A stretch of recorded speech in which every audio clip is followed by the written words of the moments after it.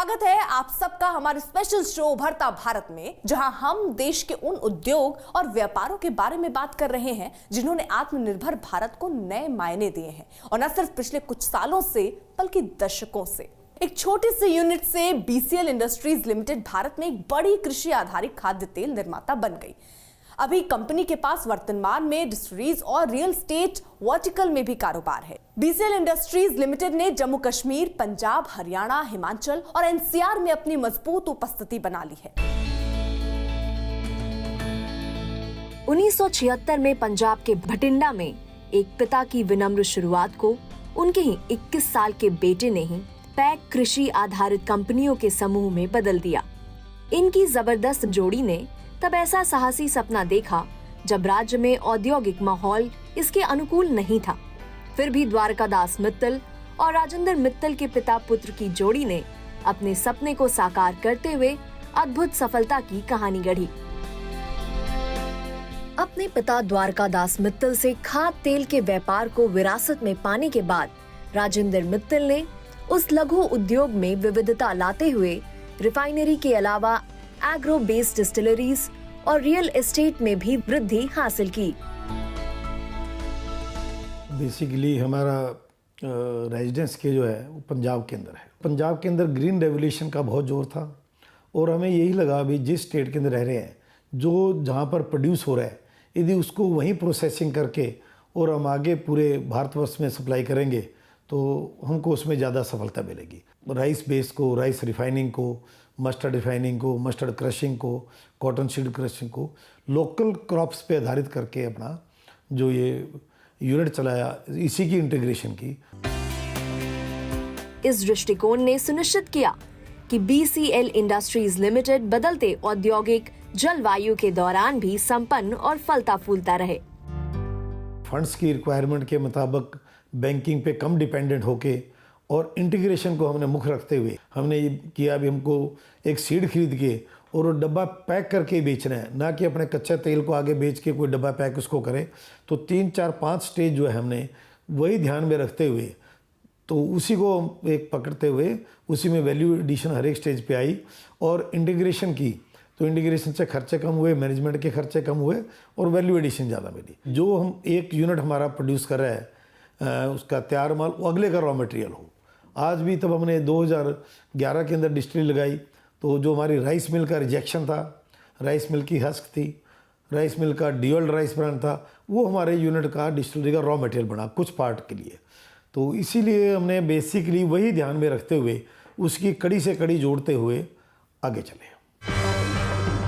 न केवल भारत में बल्कि विश्व स्तर पर जैव ईंधन को अधिक मान्यता मिलने के कारण इथेनॉल की मांग भी लगातार बढ़ रही है और बीसीएल इंडस्ट्रीज लिमिटेड इस बढ़ती आवश्यकता के अनुरूप अपना सहयोग देने में कामयाब रहे हैं। अब अन्नदाता से ऊर्जादाता की बात होने लगी है। इसमें बीसीएल इंडस्ट्रीज पूरे देश में सबसे आगे है।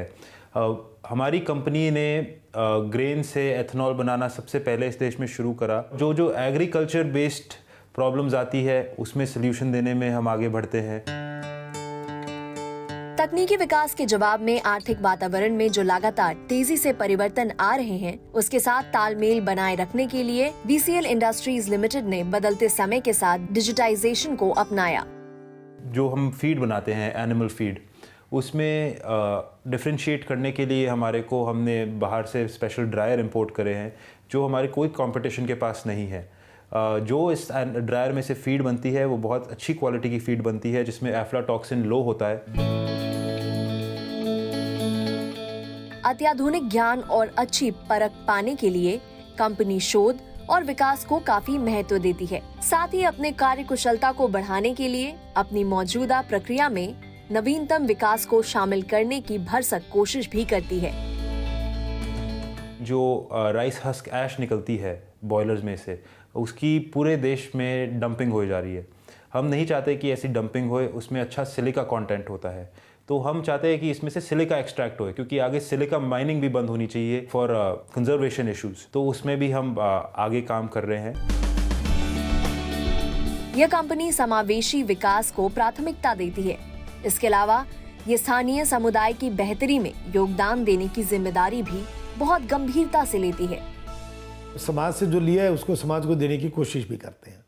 उसके लिए एक हम धर्मशाला में बनाई है हमारे ग्रुप ने, जो फाउंडेशन है, ट्रस्ट बनाया है हमने, और उसके थ्रू CSR एक्टिविटीज़ करते हैं। जो होमलेस के लिए, जो झुग्गी झोपड़ी में रहते हैं, उसके लिए काफ़ी बड़ी स्कीम है, 478 मकान की स्कीम है। उसमें से first 51 which are under construction है। ऐसे कुछ हॉस्पिटल्स में भी हमारा काम चल रहा है। कुछ जो लोगों को, जिन बच्चों की शादी है जो नहीं कर सकते, उनके लिए भी हम अनुदान उसमें से, ट्रस्ट में से देते हैं।